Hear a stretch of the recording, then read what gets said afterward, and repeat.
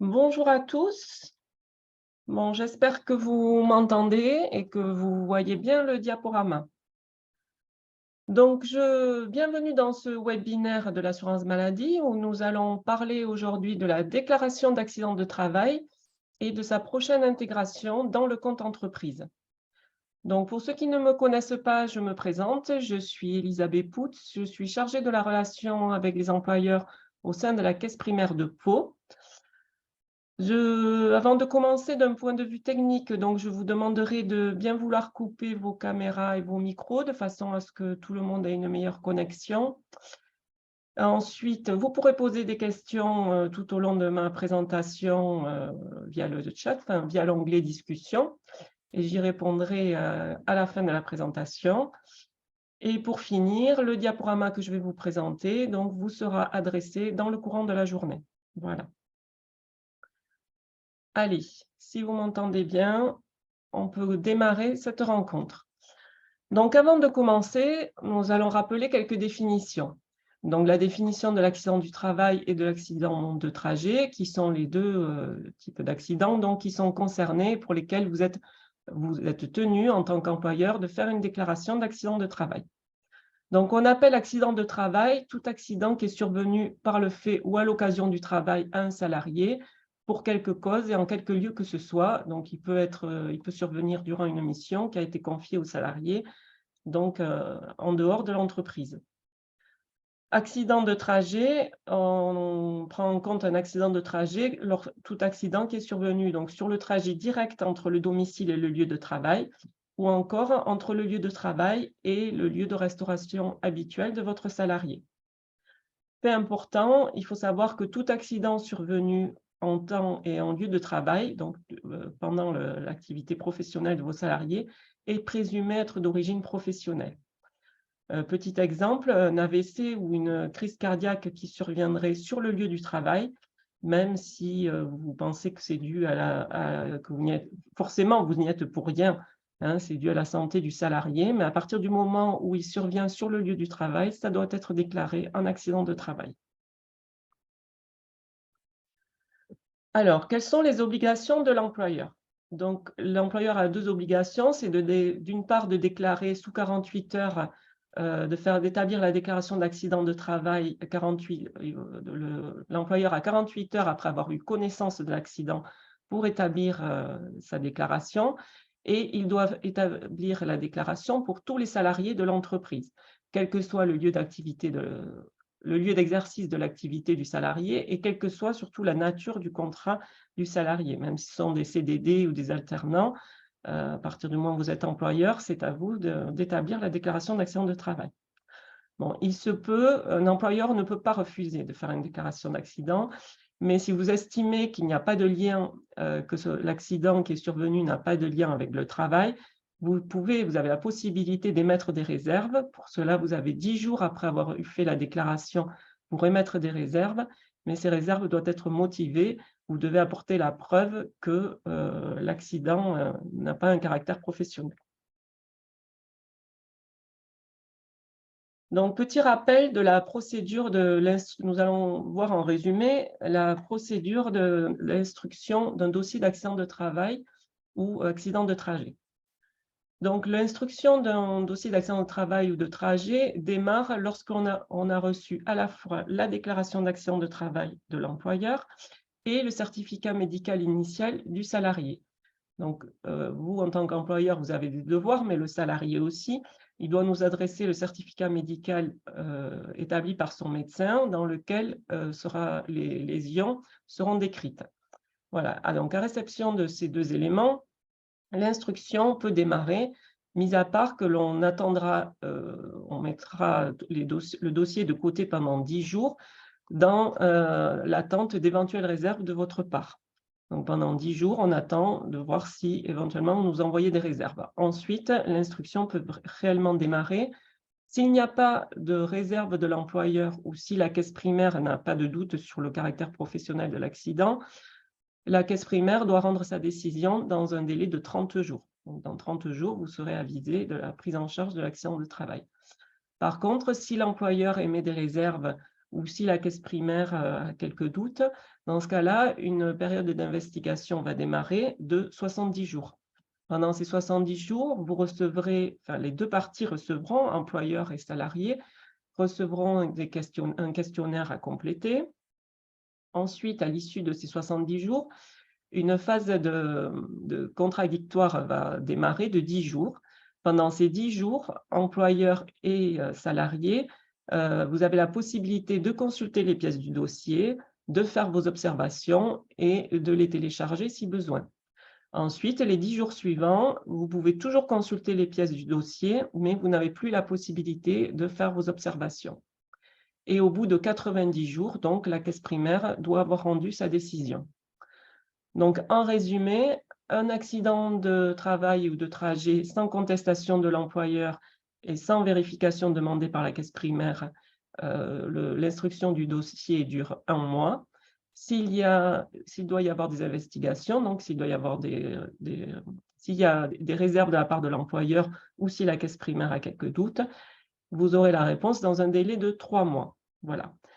Pour la phase contradictoire, donc durant laquelle, et pour la période d'investigation durant laquelle vous êtes amené à compléter un questionnaire et ensuite pendant les 10 jours pendant lesquels vous pouvez consulter le dossier et faire vos observations, vous avez un applicatif qui s'appelle Questionnaire risque professionnel qui vous permet de répondre à ces demandes, donc, qui vous permet, sur lequel vous pouvez répondre au questionnaire, consulter les pièces du dossier et faire vos observations pendant la période prévue à cet effet.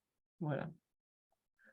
Donc, si vous avez besoin de plus de renseignements sur ce questionnaire, cet applicatif questionnaire risque professionnel, voilà, n'hésitez pas à nous le demander. Vous aurez nos coordonnées à la fin de la présentation.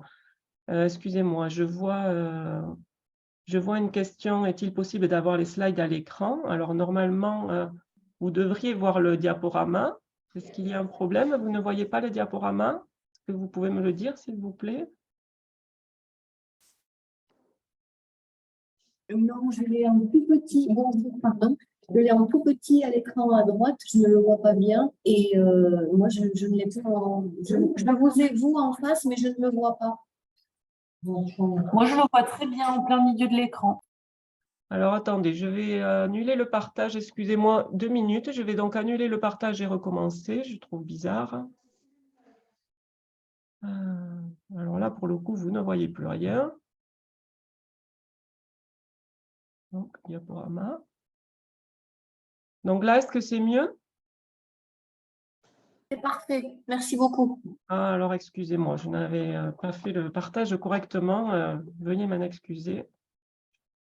Voilà. Bon. Alors, est-ce qu'un lien de replay? Oui, vous aurez un lien de replay qui vous sera proposé après.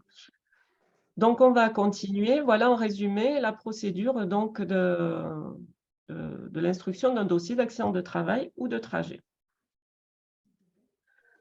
Donc, comment vous pouvez effectuer la déclaration d'accident de travail? Alors, vous avez la possibilité de l'effectuer en ligne sur le portail Net Entreprise. Ça limite les erreurs, vous êtes guidé. Vous avez la possibilité de joindre des pièces, d'émettre des réserves. C'est moins onéreux pour vous puisque vous n'avez pas de frais de recommandé. Les échanges sont sécurisés et ça vous permet d'éditer la feuille d'accident de travail que vous devez remettre à votre salarié afin que tous les soins afférents à son accident, enfin en rapport avec l'accident de travail, soient pris en charge, enfin du moins qu'il n'ait pas l'avance des frais à faire.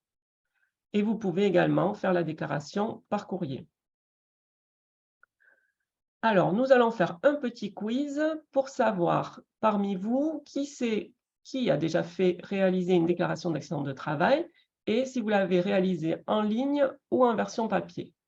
Donc, je vous lance un petit sondage. Ça devrait être facile pour vous d'y répondre. Normalement, il s'affiche. Voilà, je vous laisse quelques secondes pour y répondre.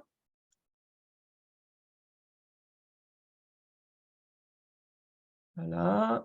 Bon, je vois que tous les participants, pour le moment, tous les participants ont déjà effectué une déclaration d'accident de travail, sauf un. Et pour la plupart en ligne, eh bien, c'est très bien. Voilà, je pense que la totalité des personnes ont répondu. Je mets fin au sondage et je vous partage les résultats. Donc, comme vous pouvez le voir, 98% des participants ont déjà effectué une déclaration d'accident et la plupart, 96%, l'ont fait en ligne. Donc, c'est parfait. Nous allons pouvoir voir ensemble quelles sont les nouveautés de la déclaration d'accident de travail en ligne. Et pour ceux qui le font encore en version papier, vous allez voir comment vous avez la possibilité de le faire à présent en ligne. Donc, j'arrête le petit sondage et nous allons continuer donc, pour savoir comment déclarer un accident de travail en ligne. Donc, il y a quelques petits changements à partir de la semaine prochaine. Donc, jusqu'à présent, lorsque vous aviez une déclaration d'accident de travail à faire, vous vous connectiez sur Net Entreprise et vous alliez directement sur l'onglet DAT, qui signifie déclaration d'accident de travail. À partir de la semaine prochaine, l'onglet DAT ne sera plus fonctionnel. Vous devrez passer par le compte entreprise pour déclarer vos accidents de travail en ligne, sachant que le compte entreprise est également accessible sur Net Entreprise. Alors, le compte entreprise, c'est une nouveauté, donc comme je vous le dis, accessible sur Net Entreprise, que certains peut-être connaissent déjà, puisque depuis novembre 2022, par le biais du compte entreprise, vous avez la possibilité de nous adresser des pièces justificatives qui sont en lien avec les arrêts de travail de vos salariés. Le but du compte d'entreprise, c'est à terme de regrouper tous les différents téléservices mis en place par l'assurance maladie que vous utilisez pour interagir avec nous. Donc, à partir de la semaine prochaine, vous vous connecterez, vous irez sur Net Entreprise, vous irez sur l'onglet Compte Entreprise, et là, vous pourrez choisir de faire une déclaration d'accident de travail. Donc, pour cela, vous devez bien entendu avoir l'habilitation au compte entreprise, donc pour l'établissement et pour la personne qui réalise la déclaration d'accident de travail. Et il faut donc être habilité à la fois au compte entreprise et à la déclaration en ligne des accidents de travail. Il faut savoir que seul l'administrateur du compte Net Entreprise peut modifier les habilitations. On peut vous y aider si nécessaire, si vous avez besoin. Donc, pour les administrateurs Net Entreprise, il faut se poser la question, si vous êtes inscrit à la déclaration d'accident de travail. Si oui, il faut vérifier si vous êtes inscrit au compte entreprise. Si oui, c'est parfait. Sinon, il faudra s'inscrire au compte entreprise. Donc, il suffit, en cliquant dans le bas, gérer les établissements, enfin, il faut s'inscrire, rajouter l'habilitation. C'est très simple, on peut vous y aider si nécessaire. Si vous n'êtes pas inscrit à la déclaration d'accident de travail, il faudra s'y inscrire. Il faudra également se poser la question, donc si vous êtes inscrit au compte entreprise, si oui, très bien, et sinon, il faudra s'inscrire aussi. Il faut avoir les deux habilitations, donc l'habilitation pour la DAT et pour le compte entreprise. Autre cas de figure, si vous êtes juste déclarant Net Entreprise, c'est l'administrateur Net Entreprise de votre établissement qui peut modifier vos habilitations et rajouter l'habilitation qui vous manque. Et si vous n'êtes ni administrateur ni déclarant, c'est-à-dire qu'en fait, en gros, vous n'avez pas de compte entreprise, dans ce cas-là, donc pour ceux, je parle là pour ceux qui ne font pas qui faisaient jusqu'à présent des déclarations en version papier, il faut que il faut réaliser une inscription pour avoir un accès à Net Entreprise et il faudra rajouter l'habilitation compte entreprise et l'habilitation déclaration d'accident de travail. Donc ensuite, pour faire la déclaration, ça se passera comme avant, si ce n'est que le visuel est amélioré, ça devrait être plus facilitateur pour vous. Vous aurez toujours la possibilité, donc, soit de transmettre un flux structuré, c'est-à-dire en mode DI, soit de déclarer l'accident de travail via le formulaire en ligne, comme vous le faisiez habituellement. Donc le mode DI, c'est essentiellement pour les entreprises qui ont déjà un logiciel qui leur permet de gérer leur accident de travail. Donc, ils font le choix d'avoir un logiciel pour les gérer. Et donc, ils sont de ce fait tenus de saisir toutes les informations dans leur logiciel. Et donc, pour éviter d'avoir une double saisie à faire, bien souvent, ces logiciels sont normés de façon à leur produire un fichier que l'on appelle un fichier EDI, qu'ils n'ont qu'à déposer sur Net Entreprise pour éviter d'avoir à tout ressaisir ils ne font que déposer ce fichier sur Net Entreprise et ce fichier contient donc toutes les informations nécessaires pour la déclaration d'accident de travail. Voilà, donc la déclaration en mode FI, donc dès que vous entrerez dans le formulaire, vous pourrez voir donc, le déroulé du formulaire et ses 5 étapes. Il faut compter environ 10 minutes donc, pour faire la déclaration et vous verrez également les éléments nécessaires au remplissage. Donc, ça se présentera comme ceci. Une fois que vous serez sur le compte entreprise, vous devrez cliquer sur « Déclarer un accident de travail ». Donc, l'ergonomie est améliorée, le visuel est normalement plus agréable. Vous aurez un fil d'Ariane qui vous montrera les différentes étapes et qui vous indiquera à quelle étape vous en êtes. Il y aura des menus déroulants, comme c'était auparavant. Les informations demandées seront les mêmes que celles que vous visualisiez auparavant. Vous aurez un menu de navigation propre à chaque étape, qui vous indiquera à quelle partie vous en êtes. Toujours pareil, des champs obligatoires donc, suivis d'un astérisque. Enfin, tous les champs suivis d'un astérisque donc, ont une saisie obligatoire. Des infobulles, donc des boutons pour détailler chaque situation ou pas, s'il y a des témoins ou pas. Si vous cliquez sur « Oui », du coup, il y a une nouvelle fenêtre qui s'ouvre sur laquelle vous pouvez compléter les coordonnées du témoin, par exemple. S'il n'y en a pas, vous cliquez sur « Non ». Bon, ça, c'était déjà comme ça avant. Et des boutons de fin d'étape, donc pour passer à l'étape suivante ou revenir à l'étape précédente. Donc, à l'étape entreprise, il y a quelques éléments spécifiques. Si vous avez une habilitation dans le compte entreprise pour un SIRE, mais que vous n'avez pas l'habilitation pour ce SIRE pour la déclaration d'accident de travail, donc tout ça, ce sont des cases à cocher voilà, pour lesquelles on pourra vous guider si besoin. Dans ce cas-là, le SIRE s'affichera en grisé avec une mention spécifique dans le menu déroulant. Donc, il suffira d'aller mettre l'habilitation comme il faut pour que vous ayez accès à ce SIRE-là. L'adresse de l'établissement de rattachement du salarié et le code de risque qui seront récupérés automatiquement via des référentiels de l'assurance maladie.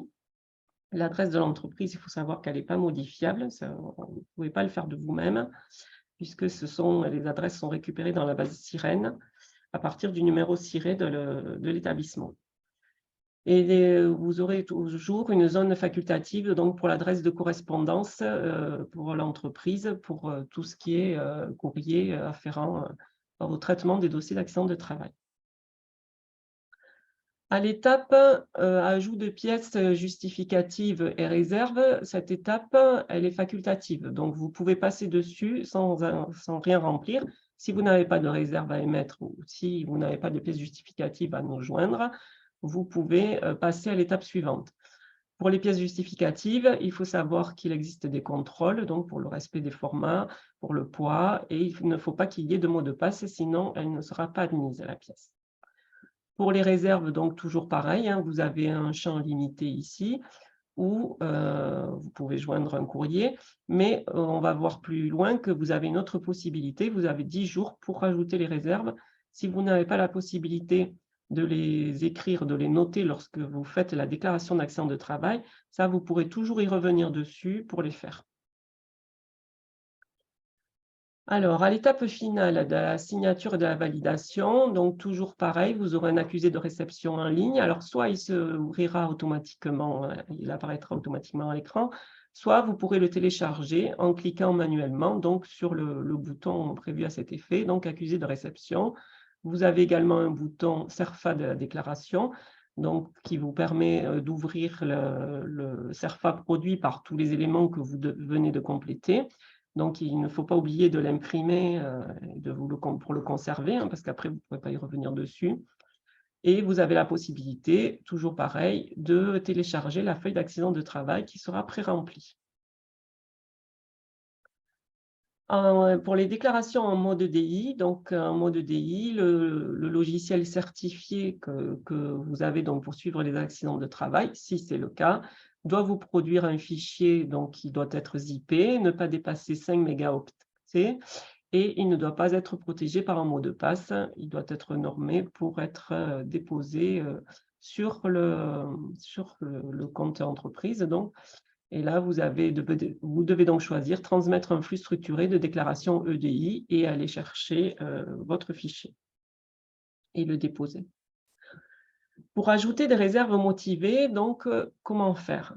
Donc, si vous n'avez pas eu le temps de le faire pendant que vous faisiez la déclaration d'accident de travail, vous avez 10 jours, donc, après avoir fait la déclaration, pour pouvoir revenir sur la déclaration et mettre vos réserves. Donc, dorénavant, lorsque vous vous connecterez donc, sur le compte entreprise, vous verrez apparaître la liste des DAT éligibles à l'ajout de réserves motivées, qui se présentera comme ceci. Et donc, apparaîtront en premier lieu les déclarations d'accident de travail pour lesquelles donc, le délai est le plus court. Elles apparaîtront en premier. Il vous suffira donc de choisir la déclaration souhaitée et de cliquer sur « Ajouter des réserves » et vous serez guidé ensuite pour pouvoir ajouter vos réserves. Donc, vous pourrez soit écrire vos réserves donc dans l'encart prévu à cet effet, mais il faut savoir que le nombre de caractères est limité et vous aurez la possibilité de joindre un courrier comme auparavant dans lequel il y aura un courrier de réserve. Donc, à cette étape-là, il sera possible de visualiser, mais juste visualiser, vous n'aurez pas la possibilité de la modifier, la déclaration d'accident de travail initiale. Vous pouvez, tant que le délai de 10 jours n'est pas passé, vous avez toujours la possibilité de revenir sur les réserves que vous avez fait précédemment ou de les corriger, de les enlever, d'ajouter un autre courrier. Voilà, tout ceci pendant que le délai de 10 jours n'est pas passé. Pour le téléchargement pour les pièces, donc vous pouvez toujours joindre des pièces, mais voilà, il ne faudra pas oublier que le format sera contrôlé avant validation et envoi. Voilà, j'en ai fini donc avec cette présentation et donc la présentation des petites nouveautés pour la déclaration d'accident de travail. Avant de finir, donc, je vous rappelle toujours le numéro de la plateforme employeur, le 3679, donc pour toutes vos réclamations. Le choix 1 pour le suivi des dossiers ou le choix 2 si vous avez besoin d'aide ou d'appui sur l'utilisation des différents téléservices. Si vous avez besoin d'appui sur les différents téléservices, vous pouvez aussi joindre vos contacts locaux. Donc, Joël Colombani pour tous les employeurs qui relèvent de la circonscription de la caisse primaire de Bayonne. Et pour les employeurs de la caisse primaire de Pau, vous pouvez joindre Géraldine Etchessar, ma collègue, ou moi-même. Donc, vous avez nos coordonnées. On vous indique également 2 liens pour les réclamations. Donc, vous avez le 3679, mais si vous préférez les faire de façon écrite, vous pouvez les déposer sur ces applicatifs-là, DépôDoc. Donc, il y a une adresse pour Bayonne, une adresse pour Pau. Et pour cela, donc, il faut aller dans la partie entreprise, déposer un document. Voilà pour la présentation. Donc, je vais voir maintenant toutes vos questions. Alors, je remonte. Donc, pour le replay, oui, un replay sera proposé sur la chaîne YouTube de la caisse primaire de Pau et Bayonne. Alors, pour émettre les réserves, l'encadré suffit-il ou faut-il joindre un courrier? Alors, voilà, pour les réserves, l'encadré a un nombre de caractères limité. Donc, si vous voulez expliquer plus de choses, vous pouvez toujours joindre un courrier, voilà, au format PDF. Les agents nous informent de leur accident dans les 48 heures, mais nous transmettent souvent leur déclaration quelques jours après l'accident de travail. Dans ce cas, nous ne sommes plus dans les 48 heures pour la déclaration à la CPAM. Alors, vous devez nous faire la déclaration d'accident de travail dans les 48 heures après avoir eu connaissance de l'accident. Donc, ce n'est pas forcément dans les 48 heures après l'accident, c'est après en avoir eu connaissance. Mais il faut inviter vos agents à vous faire la déclaration le plus rapidement possible. Car bon, jusqu'à présent, de nouveau, la Caisse nationale regarde les déclarations d'accident de travail. Ça tarde un peu sur les déclarations d'accident de travail qui sont émises de façon tardive, c'est-à-dire qui dépassent les délais. Donc, je vous invite il faut inciter vos agents à ce qu'ils vous fassent une déclaration le plus rapidement possible pour que vous, de votre côté, vous puissiez respecter les délais et que vous n'ayez pas de soucis de ce côté-là. Voilà. Il faut savoir que si la Caisse nationale constate que vous êtes habitué à nous faire les déclarations tardivement, Vous aurez dans un premier temps un avertissement, vous aurez 6 mois après peut-être un avertissement plus poussé, mais sachez qu'à terme, si ça se réitère, la caisse primaire peut être amenée à récupérer les sommes auprès de l'employeur, les sommes engagées pour cet accident de travail. Donc voilà, il faut essayer quand même de respecter au maximum les délais. Alors, nous sommes un cabinet comptable. Pourrons-nous utiliser l'onglet compte entreprise de notre espace tiers déclarant pour effectuer la déclaration ou est-ce qu'il faudra se connecter à notre entreprise par l'espace personnel? Alors non, normalement, en tant que tiers déclarant, vous devriez avoir accès au compte entreprise avec tous les cirés. Voilà, il faut vous créer les habilitations pour tous les cirés de votre portefeuille. Pour les services des stagiaires de la formation professionnelle, ce sont nos organismes de formation, plus de 900 qui déclarent généralement en papier les accidents. Nous sommes seulement informés par ces derniers en recevant en copie le CERFA de déclaration d'accident. Pour la région, nous effectuons uniquement les attestations de salaire. Comment cela va-t-il se passer pour nos organismes de formation? Vos organismes de formation, alors vous avez la déclaration papier, mais est toujours possible, hein, n'est pas encore interdite. On vous incite fortement à faire la déclaration de façon dématérialisée parce que cela vous évite des frais de recommandé et ça vous permet surtout de respecter les délais, hein, ça va plus vite. On la reçoit beaucoup plus rapidement, mais la déclaration papier est toujours possible.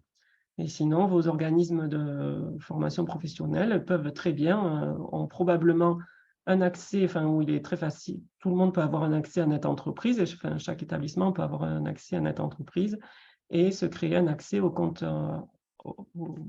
entreprise et à la déclaration d'accident de travail. Pour ma part, je n'entends plus, donc je n'ai pas coupé le son, donc vous devriez m'entendre. Si nous avons plusieurs sites avec des cirés différents, doit-on indiquer le numéro ciré du lieu de travail de l'agent ou bien le ciré de l'établissement central, c'est-à-dire celui de la région? Donc, vous devez utiliser le ciré, bien entendu, où travaille l'agent. Vous devez indiquer le ciré dont relève pour les déclarations d'accident de travail, il faut indiquer le ciré dont relève votre salarié. Alors, peut-on modifier une déclaration d'accident de travail? Non, ça, vous ne pouvez pas y revenir dessus après. Voilà, une fois qu'elle est envoyée, vous n'avez plus la possibilité d'y revenir dessus. Après, vous pouvez toujours mettre un complément dans les réserves si vraiment vous avez oublié de nous faire part d'un petit détail. Autre question, nous avons le cas d'un accident de travail qui a eu lieu hier et 2 salariés sont concernés. Un des salariés va se rendre chez son médecin ce jour pour des douleurs au bras. Devons-nous déclarer un accident de travail pour les 2 salariés ou seulement pour celui qui va consulter? Devons-nous attendre le retour d'un éventuel arrêt de travail avant de faire la déclaration? Non, vous devez déclarer l'accident de travail pour les 2 salariés, même si l'accident de travail n'est pas suivi d'un arrêt de travail. Hein, il peut y avoir que des soins en rapport avec un accident de travail. Il n'y a pas forcément un arrêt de travail, mais vous êtes tenu de faire la déclaration, voilà, et pour les 2 salariés.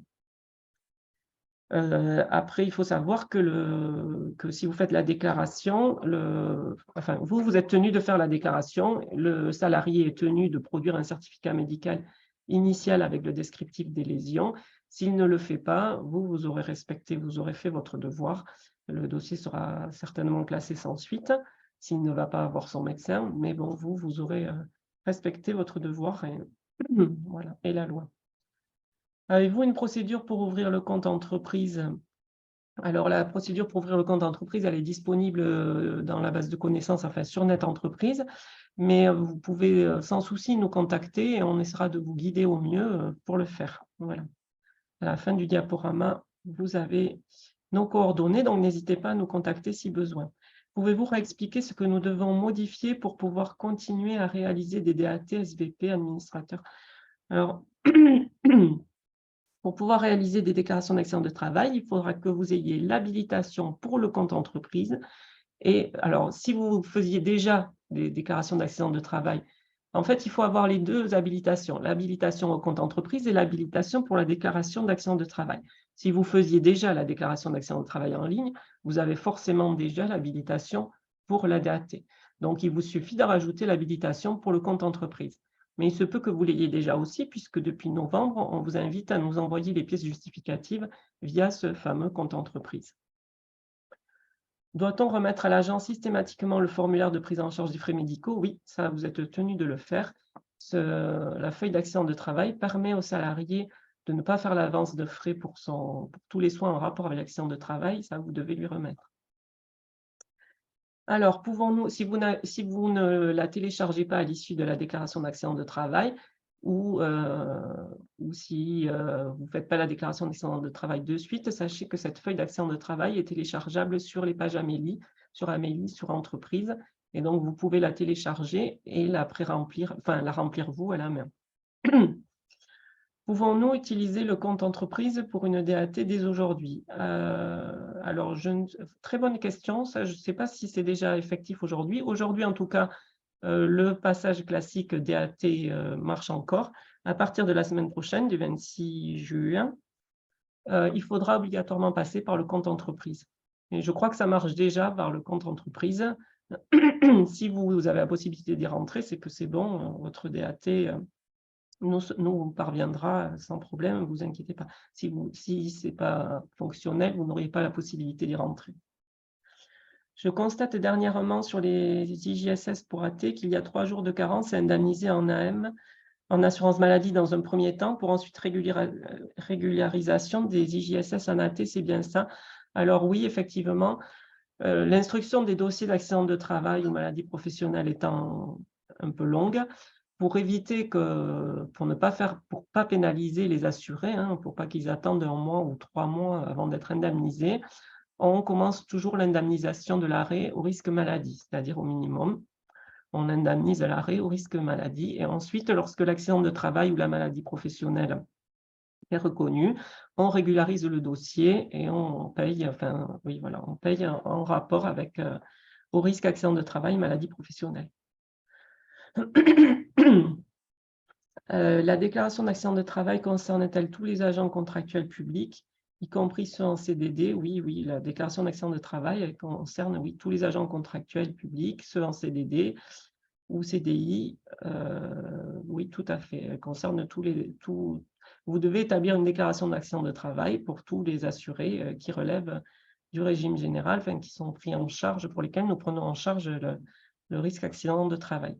Il n'y a que pour les collectivités, pour les titulaires, et encore pour les titulaires plus de 28 heures, qui sont gérés par la CNRACL. Là, c'est une procédure différente, voilà, qui ne nous concerne pas, mais donc pour lesquels je ne pourrais pas vous répondre, mais en tout cas, pour tous les autres, oui, vous êtes tenu de faire une déclaration. La déclaration d'accident de travail concerne-t-elle... Ah non, ça, je l'ai déjà lu, pardon. Alors, dans le cas où vous avez été, oui, beaucoup de questions, dans le cas d'un accident, si la personne a un arrêt de travail qui suit, mais que le médecin n'a pas spécifié que l'arrêt est lié à l'accident, comment devons-nous traiter cet arrêt, un accident ou en maladie? Alors, c'est fort ennuyeux. Si le médecin n'a pas spécifié que l'arrêt était lié à l'accident, il vaut mieux que vous déclariez en rapport avec l'accident de travail. Et nous, ensuite, il faudra même inviter le salarié à faire modifier le certificat médical, enfin l'arrêt de travail, pour que, si vous savez pertinemment que l'arrêt est en rapport avec l'accident, il vaut mieux le faire refaire hein, que le salarié fasse faire un rectificatif par son médecin. Mais vous, si vous le savez, hein, que c'est en rapport avec l'accident, surtout, oui, faites une attestation de salaire au risque accident de travail. Hein, déjà, voilà. Alors, je vous remercie pour ce rappel info. Où trouver le document à remettre au salarié pour la prise en charge des soins? Je vous propose de mettre, lorsque je vous enverrai le mail dans le courant de la journée avec le diaporama, je vous propose de mettre le lien sur ce document, donc sur la feuille d'accident de travail qui est téléchargeable donc, sur Amélie. Alors, comment ça se passe si le salarié ne fait pas noter les frais médicaux sur la feuille que l'employeur lui a fournie, mais qui paie lui-même les frais, par exemple, facture taxi pour retour des urgences? Il faudra qu'il nous fasse savoir dans ce cas-là, s'il ne l'a pas fait noter sur la feuille de soins, en fait, elle permet après de revoir tous les frais médicaux, voilà, que tous les frais médicaux ont bien été pris au titre d'accident de travail. S'il les a avancés lui-même, il faudra qu'il nous indique que c'est en rapport avec l'accident de travail.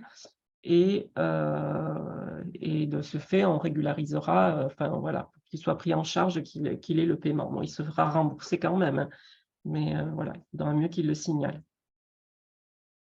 Pouvez-vous me dire si une maladie professionnelle est traitée comme un accident de travail? Alors non, pas tout à fait, non. Une maladie professionnelle, elle n'est pas traitée comme un accident de travail, puisque la maladie professionnelle, déjà, elle doit être déclarée par le salarié lui-même. Vous n'avez rien à faire, vous n'avez pas de déclaration à faire, c'est le salarié qui doit faire une déclaration de maladie professionnelle, aidé par son médecin qui complète le certificat médical. Et ensuite, la procédure est de reconnaissance des maladies professionnelles est beaucoup plus longue. Ça dépend si la maladie fait partie, alors on appelle ça des tableaux. Il y a des tableaux de maladies bien définis, bien décrites. Si la maladie fait partie de ce tableau et qu'on peut statuer facilement, ça va plus vite. Sinon, on doit demander l'avis du C2RMP, qui est le comité de reconnaissance des maladies professionnelles, et ça peut aller jusqu'à 8 mois de traitement pour une reconnaissance d'un dossier de maladie professionnelle. Voilà. Mais vous, pour une maladie professionnelle en tant qu'employeur, vous n'avez pas de déclaration à faire. Vous devez juste déclarer, enfin, s'il y a un arrêt de travail, vous êtes tenu de faire toujours pareil, l'attestation de salaire au risque maladie professionnelle, mais vous n'avez pas une autre déclaration à nous faire.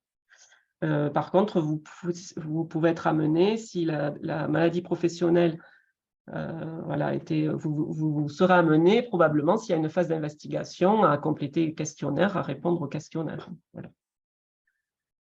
Alors, au départ, l'agent n'a pas la feuille de prise en charge lorsqu'il va consulter son médecin ou s'il sera à l'hôpital.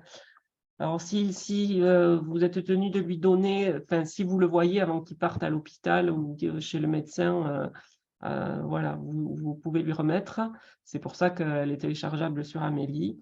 Et sinon, voilà, non, mais à l'hôpital, ils marqueront bien que c'est en rapport avec l'accident. Ça pourrait être pris en charge quand même. OK, mais si le salarié était malade et après refait une déclaration maladie professionnelle par son médecin un mois après, était en maladie et après refait une...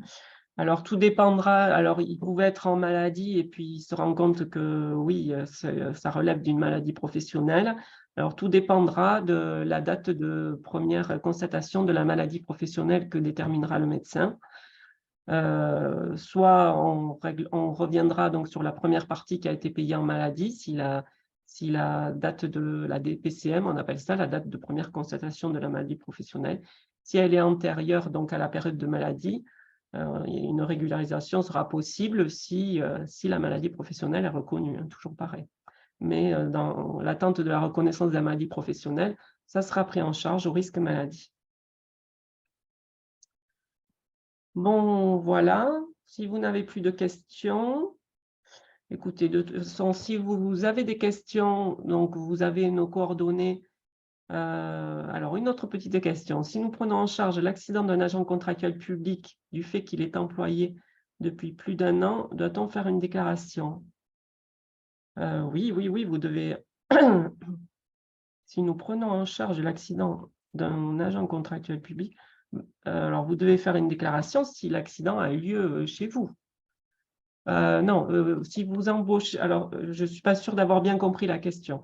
Si c'est parce que vous embauchez un salarié qui a déjà eu un accident et qui a toujours des soins en rapport avec cet accident, non, voilà, vous n'avez pas de déclaration à faire. Il est à partir du moment où vous devez faire une déclaration que si l'accident a eu lieu dans votre établissement, à partir du moment où vous étiez, vous, employeur. Voilà.